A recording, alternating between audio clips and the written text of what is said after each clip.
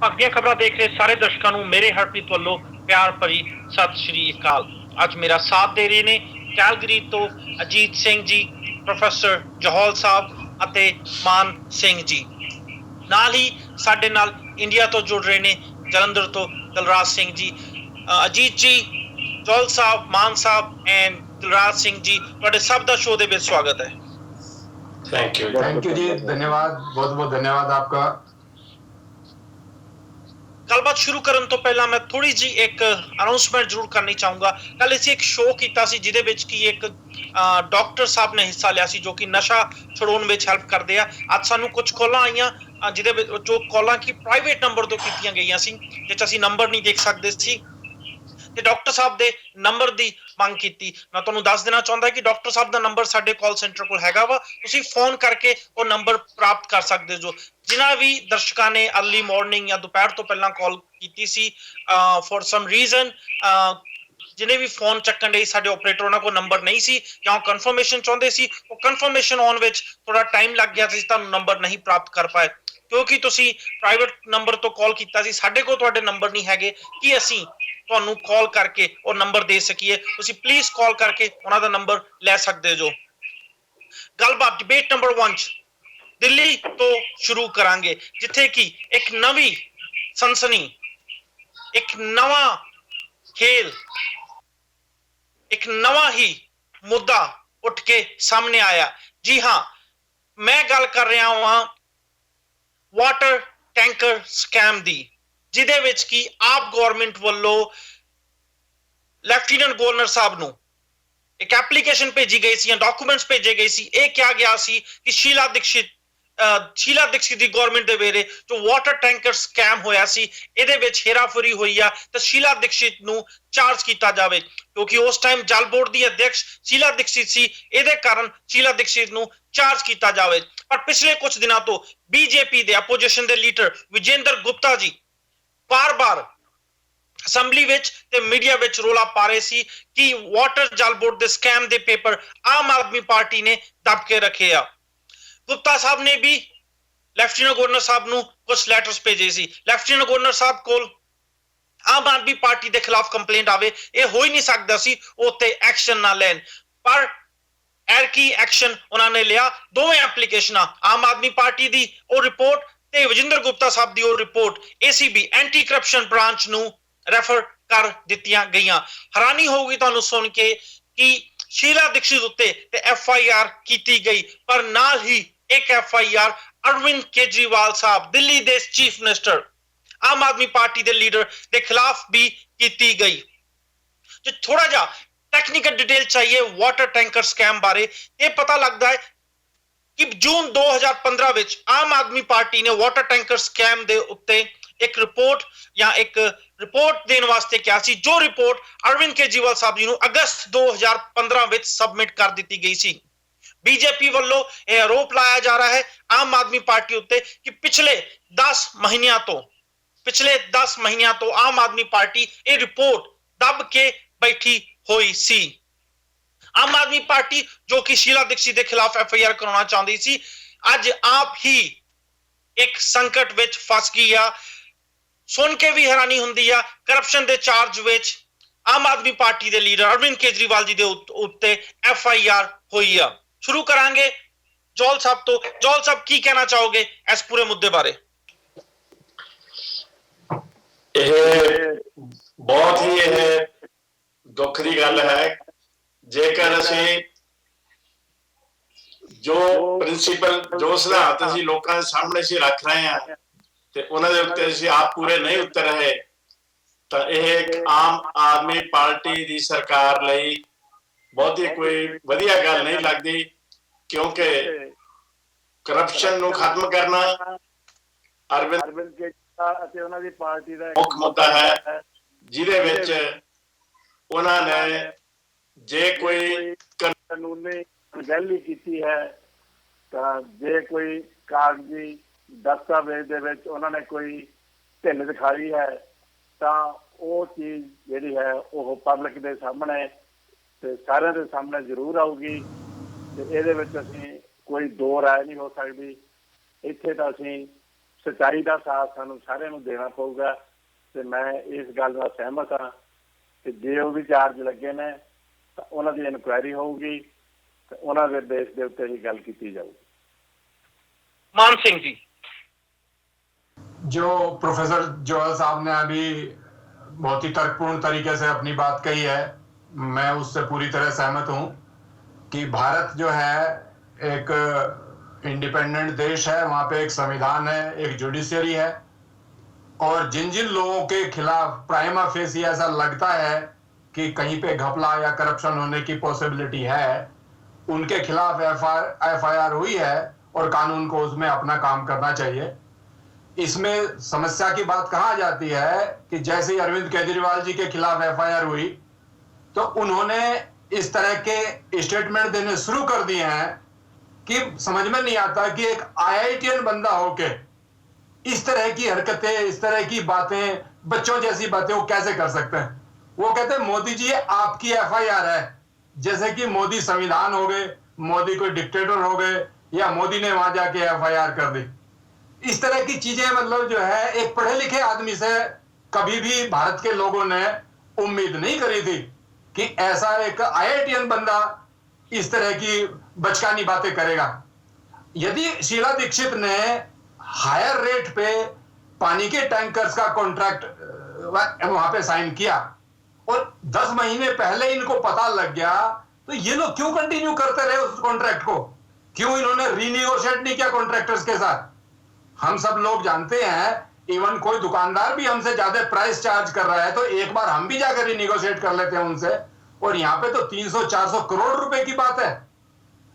ये बात और महत्वपूर्ण तब हो जाती है कि जब बंदा सारी दुनिया के अंदर अपने को एंटी करप्शन एक्टिविस्ट इस टाइटल के साथ अपने को नवाज रहा है, उसी मुद्दे के ऊपर वो राजनीति में आए, और आज मतलब जो है जब उनके ऊपर बात आ गई है, भाई आप भी कानून और संविधान से ऊपर थोड़ी हो, परंतु वो कह रहे नहीं जी दुनिया के खिलाफ होनी चाहिए, जहां जब मेरे खिलाफ क्यों हो गई जो है, ये तो बहुत बड़ा मामला गड़बड़ हो गया है। इसलिए मेरा ऐसा मानना है कि कानून अपना काम कर रहा है, जहां जहां पे भी नेग्लिजेंस हुई है, people should be brought to the book, no matter वो शीला दीक्षित हो, अरविंद केजरीवाल जी हो, या इवन शिकायत करने वाले लीडर या कोई दूसरे लोगों, ऐसा मेरा मानना है। और अरविंद केजरीवाल जी को बचकानी स्टेटमेंट देने की बजाय कानून का साथ देना चाहिए। जे आम आदमी पार्टी की गल करिए तो उतो आम आदमी पार्टी के धड़े तो यही आवाज़ आ रही ने कि मोदी साहब दिल्ली की गवर्नमेंट को काम करन नहीं दे रहे ने, तो मोदी साहब ने ही ये सारा गेम रचिया है। पर एक गल ते मान साहब की शायद किते ना किते जायज है, जे 10 महीने पहला रिपोर्ट आ गई सी ते आम आदमी पार्टी नूं इस स्कैम दा पता सी, 10 महीने तक ये पेपरां नूं दब के क्यों रखा गया? कि आम आदमी पार्टी को गलती हुई, या फिर असीं कहिए एक होर गलती हुई, या फिर बैकडोर विच शायद कोई नेगोशिएशन चलन दा भी, नेगोशिएशन होन करन दा भी इल्जाम लाए जा रहे ने। दिलराज सिंह जी। बिल्कुल हरप्रीत जी, बिल्कुल तुहाडी गल भी सही है। मैं डॉक्टर साहब नाल गल कर रहा सी, उन्हां दी गल भी बिल्कुल ठीक है। मैं एग्रीड हाँ कि आम आदमी पार्टी ने किते ना किते इस सारे एपीसोड दे विच मैनिपुलेशन तां कीती हैगी है। रिपोर्ट जे 10-11 महीने पहले आ चुकी सीगी ते ये उही आम आदमी पार्टी है जिहड़ी कुछ थोड़ी जी भी रिपोर्ट कांग्रेस या बीजेपी के खिलाफ आ जाए तो धरने प्रदर्शन लग जाते हैं, मीडिया दे विच रिपोर्टां लीक हो जांदियां वा, मीडिया नूं कहा जांदा वा कि साडे कोल सारे सबूत है। ते हुण हर गल दा ठीकरा नरेंद्र मोदी जिहड़े प्रधानमंत्री है भारत दे, उन्हां दी गल फोड़ दिता जांदा है। सिर्फ ठीकरा फोड़न दे नाल कुछ नहीं होना। हुण लोकां नूं समझ आंदी पई है कि आम आदमी पार्टी किद्दां हर चीज़ का ठीकरा ये कह दिंदा कि साडे हत्थ दा कुछ भी नहीं, सेंट्रल गवर्नमेंट दे हत्थ है। हुण इहदे विच हत्थ ते होना या ना होण दी तां कोई गल ही नहीं।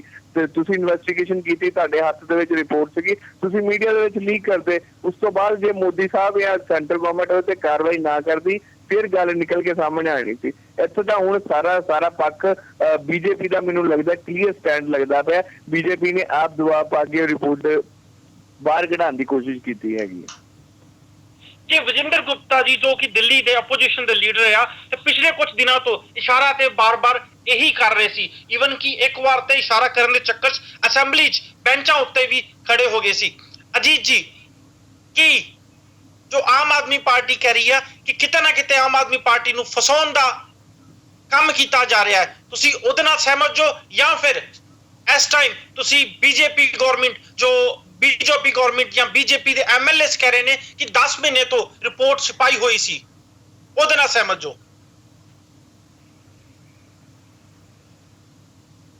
ਅਜੀਤ ਸਿੰਘ ਜੀ, ਮੈਨੂੰ ਲੱਗਦਾ ਅਜੀਤ ਸਿੰਘ ਜੀ ਸਾਡ ਆਡੀਓ ਲਾਈਨ ਵਿੱਚ ਇਸ਼ੂ ਆ ਰਿਹਾ ਵਾ। ਥੋੜੇ ਚਿਰ ਵਾਪਸ ਚੱਲਦੇ ਹਾਂ ਅਜੀਤ ਸਿੰਘ ਜੀ, ਥੋੜੇ ਚਿਰ ਬਾਅਦ ਅਜੀਤ ਸਿੰਘ ਜੀ ਨਾਲ ਇਹੀ ਸਵਾਲ ਪੁੱਛਾਂਗੇ।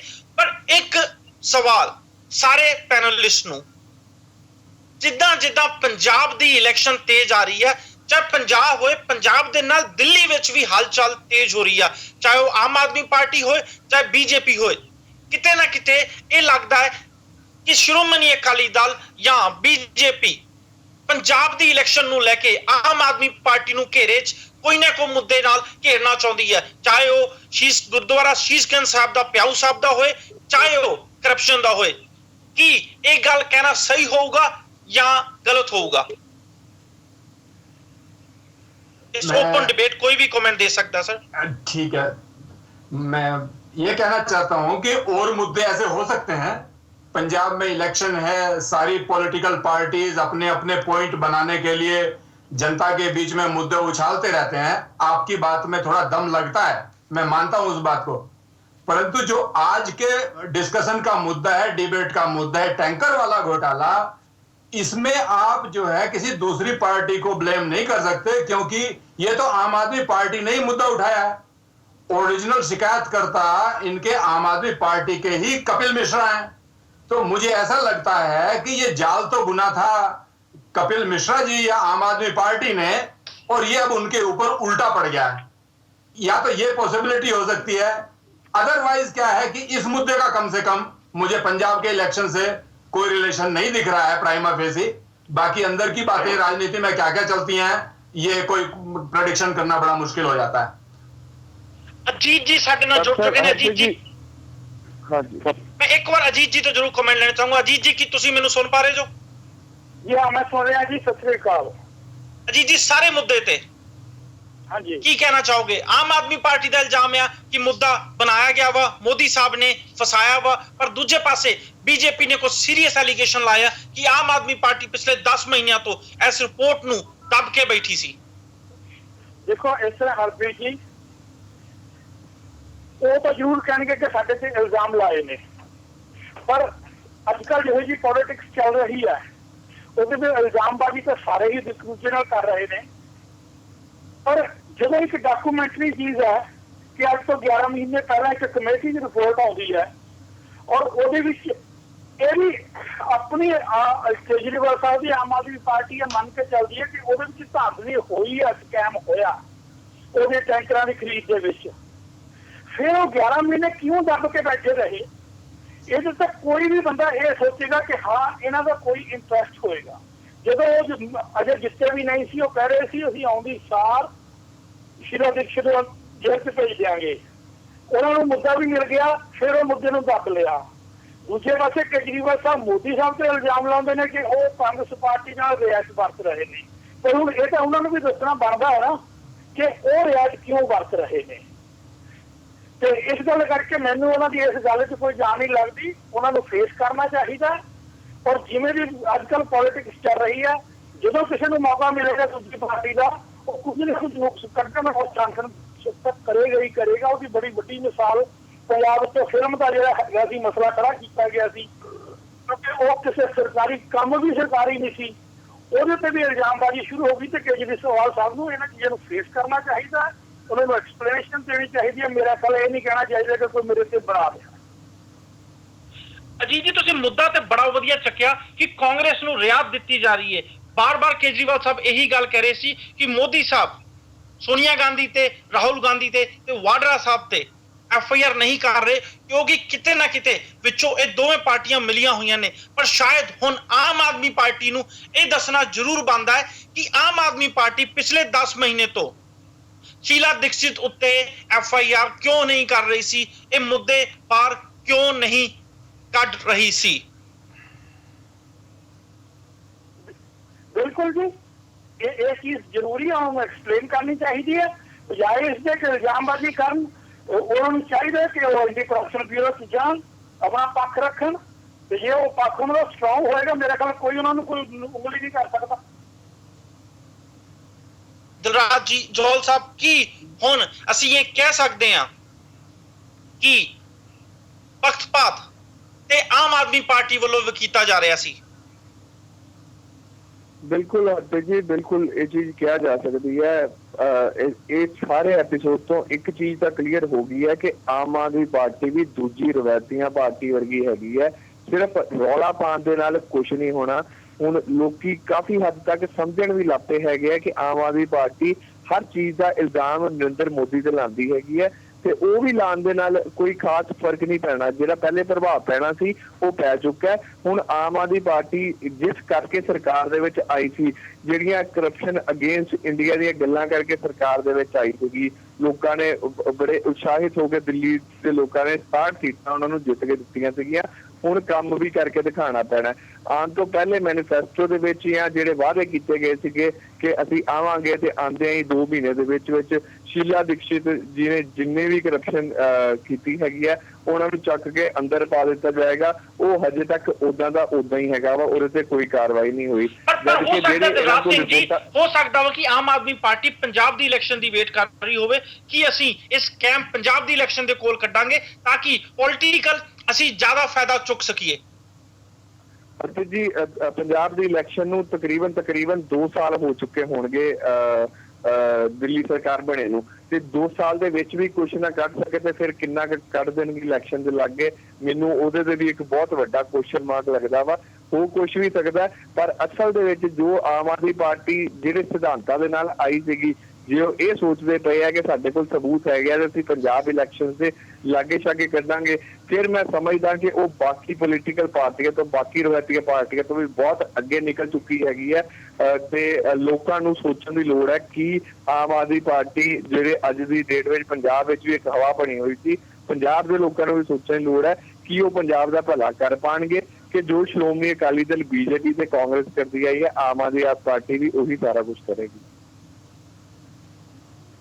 ਪ੍ਰੋਫੈਸਰ ਸਾਹਿਬ, ਇੱਥੇ ਹਾਂਜੀ ਹਰਪ੍ਰੀਤ ਜੀ, ਇੱਥੇ ਇੱਕ ਗੱਲ ਜਿਹੜੀ ਪੁਆਇੰਟ ਮੈਂ ਰੇਜ਼ ਕਰਦਾ ਕਿ ਰਾਜਨੀਤਿਕ ਪੱਧਰ ਦੇ ਉੱਤੇ ਰਾਜਨੀਤਿਕ ਪਾਰਟੀਆਂ ਇੱਕ ਦੂਜੇ ਦੇ ਵਿਰੋਧ ਤਾਂ ਜ਼ਰੂਰ ਹੁੰਦੀਆਂ ਨੇ, ਪਰ ਕਈ ਵਾਰੀ ਸ਼ਤਰੰਜ ਦੀ ਖੇਡ ਖੇਡੀ ਜਾ ਰਹੀ ਹੈ, ਚੈਸ ਦੀ ਗੇਮ ਚੱਲ ਰਹੀ ਆ। ਕਈ ਵਾਰੀ ਅਸੀਂ ਕਾਂਗਰਸ ਨੂੰ ਅਸੀਂ ਬਦਨਾਮ ਕਰਨਾ ਚਾਹੁੰਦੇ ਹੁੰਦੇ ਆ, ਪਰ ਅਸੀਂ ਆਪਣੇ ਸਾਥੀਆਂ ਦੇ, ਲੋਕਾਂ ਦੇ, ਤੇ ਜਿਹੜੇ ਸਾਡੇ ਲਿੰਕ ਨੇ, ਜਿਹਨਾਂ ਲੋਕਾਂ ਨੇ ਆਮ ਆਦਮੀ ਪਾਰਟੀ ਦੀ ਹੈਲਪ ਕੀਤੀ ਹੋਊਗੀ, ਉਹ ਕਾਂਗਰਸ ਦੇ ਵਿੱਚ ਵੀ ਸੀਗੇ, ਉਹ ਕਾਂਗਰਸ ਦੇ ਉਸ ਧੜੇ ਨੂੰ, ਉਸ ਪੱਖ ਨੂੰ ਬਿਲਕੁਲ ਆਪਣੇ ਉਲਟ ਵੀ ਨਹੀਂ ਕਰਨਾ ਮੰਗਦੇ, ਕਿਉਂਕਿ ਕਾਂਗਰਸ ਦੀ ਹਮਦਰਦੀ ਆਮ ਆਦਮੀ ਪਾਰਟੀ ਲਈ ਇੱਕ ਬਹੁਤ ਇੰਪੋਰਟੈਂਟ ਗੱਲ ਸੀ ਦਿੱਲੀ ਦੀ ਇਲੈਕਸ਼ਨ ਵੇਲੇ, ਔਰ ਇਹ ਸੱਚਾਈ ਆ। ਔਰ ਇਹਦੇ ਬੇਸ ਤੇ ਉੱਤੇ ਆ ਕਿ ਐਡੀ ਜਲਦੀ ਕਾਂਗਰਸ ਦੇ ਉਹਨਾਂ ਚੀਫ ਮਿਨਿਸਟਰ ਜਾਂ ਹੋਰ ਉਹਨਾਂ ਦੇ ਮੁੱਦਿਆਂ ਦੇ ਖਿਲਾਫ ਇਹ ਕੋਈ ਵੀ ਕਦਮ ਨਹੀਂ ਚੱਕ ਸਕਦੇ ਤੇ ਨਾ ਇਹਨਾਂ ਨੇ ਚੱਕਣਾ। ਇਸ ਲਈ ਮੇਰਾ ਇਹ ਵਿਚਾਰ ਹੈ ਕਿ ਇਹ ਰਾਜਨੀਤਿਕ ਖੇਡ ਹੈ, ਰਾਜਨੀਤਿਕ ਇੱਕ ਦੂਜੇ ਤੋਂ ਦੂਸ਼ਣਬਾਜ਼ੀ ਹੈ, ਉਹ ਤੋਂ ਬਚਣ ਲਈ ਇੱਕ ਦੂਜੇ ਦੇ ਉੱਤੇ ਆਪਣੇ ਆਪਣੇ ਦਾਅ ਪੇਚ ਸਾਰੇ ਖੇਡ ਰਹੇ ਨੇ, ਤੇ ਇਹ ਵੀ ਉਹਦਾ ਇੱਕ ਹਿੱਸਾ ਹੈ ਕਿ ਉਹਦੀ ਉਸ ਰਿਪੋਰਟ ਨੂੰ ਇਹਨਾਂ ਨੇ ਉਨੀ ਦੇਰ ਕਿਉਂ ਦੱਬੀ ਰੱਖਿਆ। ਇਸੇ ਤਰ੍ਹਾਂ ਪੰਜਾਬ ਦੇ ਵਿੱਚ ਆਪਾਂ ਗੱਲ ਕਰਨੀ ਨਹੀਂ ਹੁੰਦੀ, ਪਰ ਫਿਰ ਵੀ ਕੰਪੇਅਰ ਕਰਨਾ ਪੈਂਦਾ ਸਿਚੁਏਸ਼ਨ ਨੂੰ। ਕਈ ਵਾਰੀ ਕੈਪਟਨ ਅਮਰਿੰਦਰ ਸਿੰਘ, ਕਈ ਵਾਰੀ ਪ੍ਰਕਾਸ਼ ਸਿੰਘ ਬਾਦਲ ਦੇ ਆਪਸੀ ਮਸਤੇ, ਇੱਕ ਦੂਜੇ ਉੱਤੇ ਚਾਰਜ ਲੱਗੇ, ਇੱਕ ਦੂਸਰੇ ਨੂੰ ਜੇਲ੍ਹ ਦੇ ਵਿੱਚ ਭੇਜਣ ਦੇ ਯਤਨ ਕੀਤੇ ਗਏ, ਪਰ ਬਾਅਦ ਦੇ ਵਿੱਚ ਉਹ ਬਹੁਤ ਸਾਰੀਆਂ ਗੱਲਾਂ ਦੇ ਉੱਤੇ ਚੁੱਪ ਰੱਖ ਲੈਂਦੇ ਸੀ, ਇੱਕ ਦੂਜੇ ਨੂੰ ਮਾਫ ਵੀ ਕਰ ਦਿੰਦੇ ਸੀ। ਇਹ ਰਾਜਨੀਤਿਕ ਖੇਡ ਹੈ ਜੀ। ਇਹਦੇ ਵਿੱਚ ਆਪਾਂ ਇਹ ਨਾ ਆਖੋ ਕਿ ਇੱਕ ਬੰਦਾ ਜੇ ਉਹਨਾਂ ਨੇ ਉਹ ਮੁੱਦਾ ਨਹੀਂ ਚੱਕਿਆ ਜਾਂ ਉਹ ਕਾਗਜ਼ ਦਬਾਈ ਰੱਖਿਆ ਤਾਂ ਉਹਦੇ ਪਿੱਛੇ ਵੀ ਕੋਈ ਗੱਲ ਨਹੀਂ ਸੀ। ਇਹ ਤਾਂ ਡਿਪਲੋਮੇਸੀ ਚੱਲ ਰਹੀ ਆ, ਕੂਟਨੀਤੀ ਉਹਦਾ ਇੱਕ ਹਿੱਸਾ ਹੈਗੀ ਆ। ਇਹਦੇ ਵਿੱਚ ਸਾਰੇ ਭੰਨ ਤੋੜ ਕਰਦੇ ਆ, ਤੇ ਇਹਦੇ ਵਿੱਚ ਆਮ ਆਦਮੀ ਪਾਰਟੀ ਨੇ ਵੀ ਮੈਂ ਸਮਝਦਾ ਵੀ ਆਪਣੇ ਇੱਕ ਸਕਿਨ ਸੇਵ ਕਰਨ ਲਈ, ਇੱਕ ਆਪਣੀ ਮੈਜੋਰਟੀ ਦਿੱਲੀ ਦੇ ਵਿੱਚ ਬਣਾਈ ਰੱਖਣ ਲਈ ਬਹੁਤ ਵੱਡੀ ਜਿਹੜੀ ਜਨਤਾ ਉਹ ਕਾਂਗਰਸੀ ਪਾਰਟੀ ਦੇ ਨਾਲ ਸੀ ਇੱਕ ਟਾਈਮ, ਤੇ ਉਹਨਾਂ ਲੋਕਾਂ ਨੂੰ ਨਾਰਾਜ਼ ਨਹੀਂ ਸੀ ਕਰ ਸਕਦੇ ਆਮ ਆਦਮੀ ਪਾਰਟੀ ਵਾਲੇ। ਉਹਨਾਂ ਦੀਆਂ ਬਹੁਤ ਸਾਰੀਆਂ ਗੱਲਾਂ ਆਪਸ ਦੇ ਵਿੱਚ ਜਿਹੜੀ ਬਿਹਾਈਂਡ ਦਾ ਸੀਨ ਜਿਹੜੀ ਅੰਡਰਸਟੈਂਡਿੰਗ ਹੁੰਦੀ ਹੈ ਲੀਡਰਾਂ ਦੀ, ਲੋਕਾਂ ਦੇ ਸਾਹਮਣੇ ਉਹ ਲੜਦੇ ਆ ਪਰ ਦੇ ਵਿੱਚੋਂ ਇਕੱਠੇ ਵੀ ਹੋ ਜਾਂਦੇ ਆ। ਪ੍ਰੋਫੈਸਰ ਸਾਹਿਬ ਜੀ ਇਹ ਗੱਲ ਅਸੀਂ ਸ਼੍ਰੋਮਣੀ ਅਕਾਲੀ ਦਲ, ਕਾਂਗਰਸ, ਬੀਜੇਪੀ ਬਾਰੇ ਕਹੀਏ ਤੇ ਸਾਰੇ ਮੰਨਦੇ ਨੇ, ਪਰ ਸ਼ਾਇਦ ਜਦੋਂ ਆਮ ਆਦਮੀ ਪਾਰਟੀ ਬਾਰੇ ਇਹ ਗੱਲ ਕਹੀ ਜਾਂਦੀ ਆ ਤੇ ਬਹੁਤ ਸਾਰੇ ਲੋਕ ਨਹੀਂ ਮੰਨਦੇ। ਆਮ ਆਦਮੀ ਪਾਰਟੀ ਦੀ ਜਦੋਂ ਸ਼ੁਰੂ ਕੀਤਾ ਗਿਆ ਸੀ ਜਾਂ ਜਿੱਤੇ ਨੀਂਹ ਰੱਖੀ ਗਈ ਸੀ, ਜੋ ਗੱਲਾਂ ਕੀਤੀਆਂ ਗਈਆਂ ਸੀ ਉਹ ਇਹਨਾਂ ਪੋਲੀਟੀਕਲ ਪਾਰਟੀਆਂ ਤੋਂ ਕਾਫੀ ਪਰੇ ਇੱਕ ਪੋਲੀਟੀਕਲ ਪਾਰਟੀ ਬਣਾਉਣ ਦੀ ਗੱਲ ਕੀਤੀ ਗਈ ਸੀ, ਇੱਕ ਓਨੈਸਟ ਪੋਲੀਟੀਕਲ ਪਾਰਟੀ ਜੋ ਕਿ ਕਰਪਟ ਸਿਸਟਮ ਨਾਲ ਲੜੇ, ਏਦਾਂ ਦੀ ਪਾਰਟੀ ਬਣਾਉਣ ਦੀ ਗੱਲ ਕੀਤੀ ਗਈ ਸੀ। ਪਰ ਜੋ ਤੁਸੀਂ ਕਹਿ ਰਹੇ ਜੋ ਉਹਦੇ ਹਿਸਾਬ ਨਾਲ ਤੇ ਸ਼ਾਇਦ ਮੈਂ ਸਾਫ਼ ਸ਼ਬਦਾਂ 'ਚ ਕਹਿ ਸਕਦਾ ਕਿ ਆਮ ਆਦਮੀ ਪਾਰਟੀ, ਕਾਂਗਰਸ, ਬੀਜੇਪੀ ਜਾਂ ਫਿਰ ਅਕਾਲੀ ਦਲ ਵਿੱਚ ਕੋਈ ਫਰਕ ਨਹੀਂ ਆ। ਇਹ ਪਾਰਟੀਆਂ ਮੌਕਾ ਦੇ ਕੇ ਚੌਕਾ ਮਾਰਦੀਆਂ ਤੇ ਸਿਰਫ ਮੌਕੇ ਦੀ ਤਾਕ ਵਿੱਚ ਬੈਠੀਆਂ ਨੇ। ਬਿਲਕੁਲ ਠੀਕ, ਅਸੀਂ ਇਹਦੇ ਨਾਲ ਸਹਿਮਤ ਹਾਂ ਇਸ ਗੱਲ ਦੇ ਨਾਲ। ਕਿ ਬਾਕੀ ਪੈਨਲਿਸਟ ਵੀ ਸਹਿਮਤ ਨੇ ਤੇ ਉਹ ਜਿਹੜੇ ਲੋਕ ਆਮ ਆਦਮੀ ਪਾਰਟੀ ਦੇ, ਇੱਕ ਸਵਾਲ ਮੇਰਾ ਹੋ ਰਿਹਾ, ਉਹ ਲੋਕ ਜੋ ਆਮ ਆਦਮੀ ਪਾਰਟੀ ਦੇ ਸਪੋਰਟਰ ਨੇ, ਇੱਕ ਤੇ ਹੁੰਦੇ ਆ ਵੋਟਰ ਤੇ ਸਪੋਰਟਰ। ਇੰਡੀਆ ਵਿੱਚ ਤੇ ਵੋਟਰ ਐਂਡ ਸਪੋਰਟਰ ਦੋਵੇਂ ਮਿਲ ਜਾਣਗੇ, ਕੈਨੇਡਾ ਵਿੱਚ ਸਪੋਰਟਰ ਕਾਫੀ ਜ਼ਿਆਦਾ ਨੇ। ਉਹ ਤੇ ਅੱਜ ਵੀ ਇਹ ਮੰਨਣ ਨੂੰ ਤਿਆਰ ਨਹੀਂ ਆ ਕਿ ਆਮ ਆਦਮੀ ਪਾਰਟੀ ਨੇ ਚਾਹੇ 10 ਮਹੀਨੇ ਤੋਂ ਪੇਪਰ ਦੱਬੇ ਸੀ ਕਿ ਆਮ ਆਦਮੀ ਪਾਰਟੀ ਫਿਰ ਵੀ ਏਦਾਂ ਦੇ ਕੋਈ ਵੀ ਦੋਸ਼ ਨੂੰ ਉਹ ਸਵੀਕਾਰ ਕਰਨ ਨੂੰ ਤਿਆਰ ਨਹੀਂ ਆ। ਉਹਨਾਂ ਵੀਰਾਂ ਤੇ ਭੈਣਾਂ ਵਾਸਤੇ ਕੀ ਮੈਸੇਜ ਆ ਕਿ ਕਿਉਂ ਨਹੀਂ ਹੁਣ ਤੁਸੀਂ ਪੁੱਛਦੇ ਕਿ ਪਿਛਲੇ 10 ਮਹੀਨਿਆਂ ਤੋਂ ਪੇਪਰ ਦੱਬ ਕੇ ਤੁਸੀਂ ਕਿਉਂ ਬੈਠੇ ਸੀ? ਹਰ ਸ਼ਹਿਰ ਵਿੱਚ ਤੁਸੀਂ ਹੁਣ ਆਪਣਾ ਨੈਟਵਰਕ ਬਣਾ ਲਿਆ ਵਾ, ਆਪਣੀ ਅਪਾਇੰਟਮੈਂਟ ਕਰਤੀ ਆ। ਕੀ ਤੁਹਾਡੇ ਚੋਂ ਕੋਈ ਇੱਕ ਜਣਾ ਇਹ ਦੱਸ ਸਕਦਾ ਹੈ ਕਿ 10 ਮਹੀਨੇ ਤੋਂ ਪੇਪਰ ਦੱਬ ਕੇ ਕਿਉਂ ਬੈਠੇ ਸੀ? ਜੇ ਬੈਠੇ ਸੀ ਫਿਰ ਜਦੋਂ ਵੀ ਤੁਸੀਂ ਟੀਵੀ ਜਾਂ ਰੇਡੀਓ ਤੇ ਆਉਂਦੇ ਜੋ, ਉਦੋਂ ਇਹ ਗੱਲਾਂ ਤੋਂ ਕਿਉਂ ਆਪਣਾ ਕਹਿਣਾ ਸ਼ੁਰੂ ਕਰਦੇ ਜੋ ਅਸੀਂ ਓਨੈਸਟ ਪਾਰਟੀ ਆ, ਅਸੀਂ ਇਮਾਨਦਾਰ ਪਾਰਟੀ ਆ? ਕਿਉਂਕਿ ਬੇਈਮਾਨੀ ਦੀ ਝਲਕਾਂ ਤੇ ਤੁਹਾਡੀ ਪਾਰਟੀ ਦੇ ਵਿੱਚੋਂ ਵੀ ਹੁਣ ਆਉਣ ਲੱਗ ਗਈਆਂ ਨੇ। ਦੇਖੋ ਹਰਪ੍ਰੀਤ ਜੀ, ਤੁਸੀਂ ਕਿਹਾ ਕਿ ਉਹਨਾਂ ਨੂੰ ਕੀ ਸੋਚਣਾ ਚਾਹੀਦਾ। ਮੇਰਾ ਖਿਆਲ ਉਹਨਾਂ ਵਾਸਤੇ ਇੱਕੋ ਸੁਨੇਹਾ ਕਿ ਜਿਹੜੇ ਰੰਗੀਨ ਸੁਪਨੇ ਨੇ ਉਹਨਾਂ ਤੋਂ ਨਿਕਲੋ, ਕੰਧ ਤੇ ਲਿਖਿਆ ਹੋਇਆ ਪੜ੍ਹਨਾ ਸ਼ੁਰੂ ਕਰੋ ਕਿ ਕੀ ਵਾਪਰ ਰਿਹਾ ਹੈ। ਇਹੀ ਨਹੀਂ ਹੈਗੀ ਜਦੋਂ ਤੁਸੀਂ ਉਹਨਾਂ ਦਾ ਬੱਸਾਂ ਦਾ ਸਕੈਮ ਵੀ ਦੇਖੋਗੇ, ਉਹਦੇ ਵਿੱਚ ਤੁਸੀਂ ਉਸ ਤਰ੍ਹਾਂ ਹੀ ਲੂਪ ਹੋਲਸ ਦੇਖੋਗੇ, ਪਾਲਿਸੀ ਜਿਕਣਾ ਬਾਕੀ ਪਾਰਟੀਆਂ ਦੀਆਂ ਹੁੰਦੀਆਂ ਨੇ ਪਾਲਿਸੀ। ਆਪਾਂ ਅੱਜ ਬੱਸ ਸਕੈਮ ਦੀ ਨਾ ਗੱਲ ਕਰੀਏ ਜੀ, ਆਪਾਂ ਦੂਜੇ ਸਕੈਮ ਦੀ ਨਾ ਗੱਲ ਕਰੀਏ। ਹਾਂਜੀ, ਮੈਂ ਉਹ ਦੀ ਗੱਲ ਨਹੀਂ ਕਰ ਰਿਹਾ, ਮੈਂ ਸਿਰਫ ਦੱਸ ਰਿਹਾ ਕਿ ਵੱਖ-ਵੱਖ ਜਦੋਂ ਤੁਸੀਂ ਇਹਨਾਂ ਦੀ ਫੈਸਲੇ ਦੇਖੋਗੇ, ਉਹਨਾਂ ਦੀ ਕਾਫੀ ਵਾਧ ਘਾਟ ਇਸ ਤਰ੍ਹਾਂ ਹੀ ਹੌਲੀ-ਹੌਲੀ ਨਜ਼ਰ ਆਊਗੀ। ਸੋ ਪਾਰਟੀ ਇਹ ਉੱਭਰ ਕੇ ਸਾਹਮਣੇ ਇਹ ਆ ਰਿਹਾ ਕਿ ਇਹਦਾ ਵੀ ਮੋਡਸ ਆਪਰੈਂਡੀ ਆ ਜਿਹੜਾ ਗਰਾਊਂਡ ਲੈਵਲ ਤੇ ਜਿੱਥੇ ਵਰਕ ਕਰਨਾ, ਉਹ ਦੂਜੀਆਂ ਪਾਰਟੀਆਂ ਨਾਲ ਬਹੁਤਾ ਭਿੰਨ ਨਹੀਂ ਹੈਗਾ। ਠੀਕ ਹੈ, ਇੱਕ ਲਹਿਰ ਚੋਂ ਪਾਰਟੀ ਜਨਮੀ ਸੀ, ਅਜੇ ਲੋਕ ਆਸ ਰੱਖਦੇ ਨੇ ਵੀ ਇਹ ਸ਼ਾਇਦ ਕੁਝ ਮੋੜ ਲਾਇਆ ਹੋਣਾ, ਪਰ ਜ਼ਮੀਨੀ ਹਕੀਕਤ ਉਸ ਤੋਂ ਉਲਟ ਜਾ ਰਹੀ ਹੈ ਜੀ।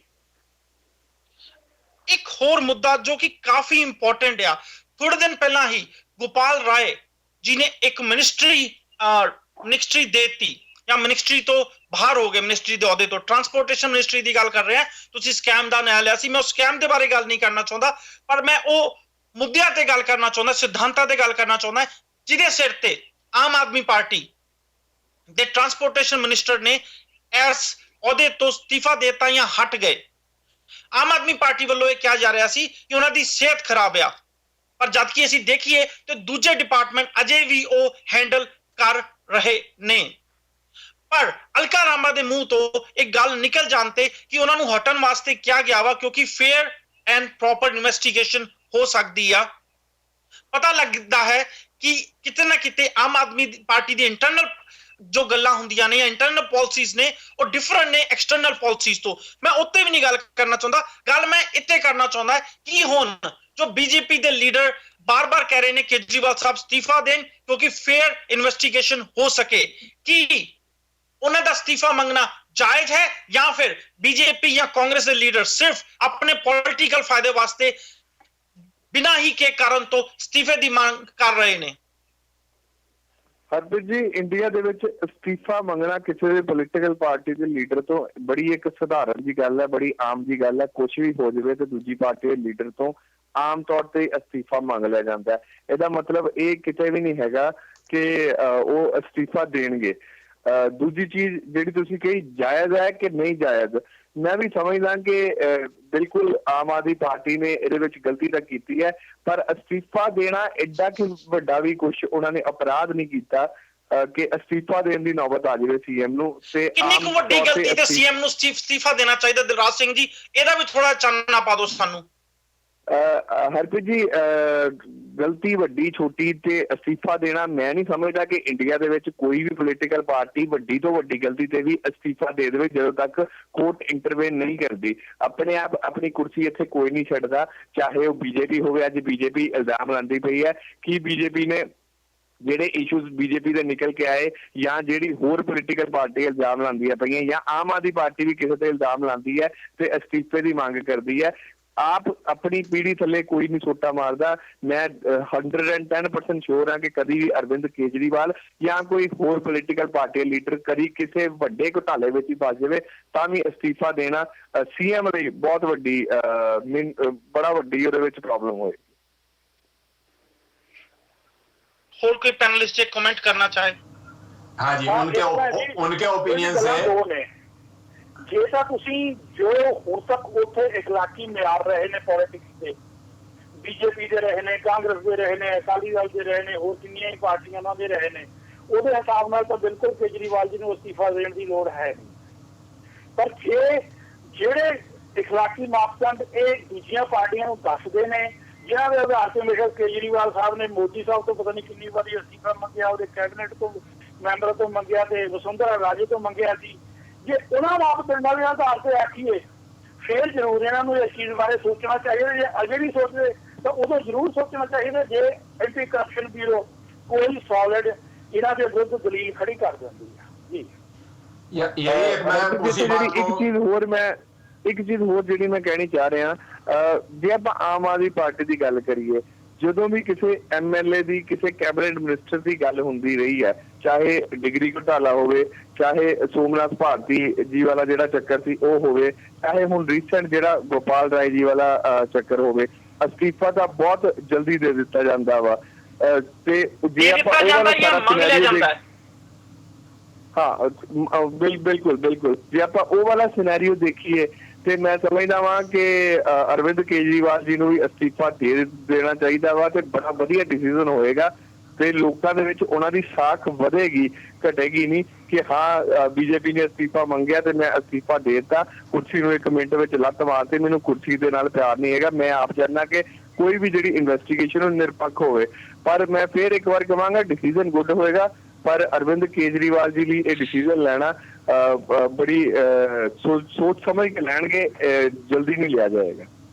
और ये सारे जो ओपिनियंस आई हैं, इनसे ये प्रूव होता है फिर से कि जिन मुद्दों को लेकर आम आदमी पार्टी आगे बढ़ी थी वो ड्रामा साबित हो चुके हैं और उनमें बाकी पार्टीज में कोई बेसिक डिफरेंस बचा हुआ नहीं है।